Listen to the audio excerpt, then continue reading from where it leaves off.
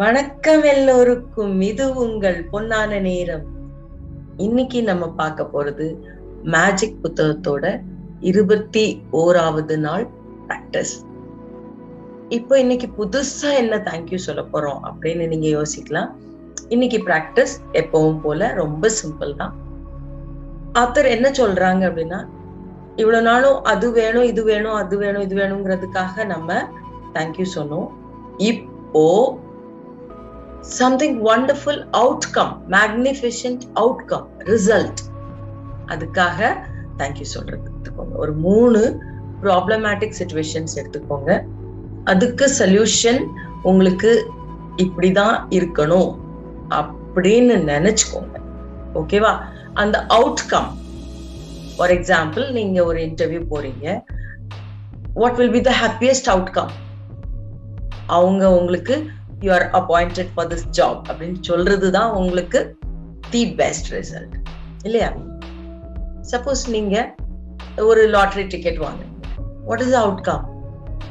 நீங்க அதை வின் பண்ணணும். அதுதான் உங்களோட அவுட்கம் இல்ல?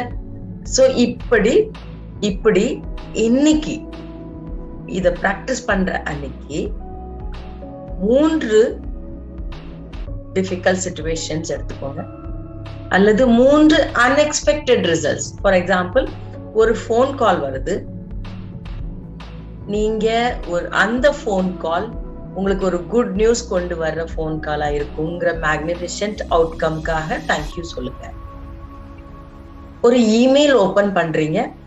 ஓபன் பண்றதுக்கு முன்னாலவே அந்த இமெயில் உங்களுக்கு ஏதோ ஒரு குட் நியூஸ் கொண்டு வர்றதுக்காக உள்ள இமெயில்னு தேங்க்யூ சொல்லுங்க.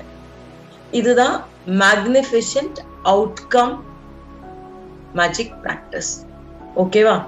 ஸோ இப்படி நீங்க ட்ரை பண்ணும்போது கண்டிப்பா நீங்க எக்ஸ்பெக்ட் பண்ற ரிசல்ட் உங்களுக்கு கிடைக்கும். ஸோ இன்னைக்கு உள்ளது ரொம்ப simple.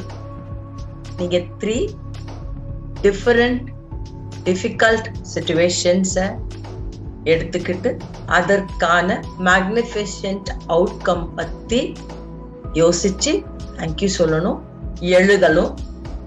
So this is the practice for 21st day of the magic practice. Thank you for watching.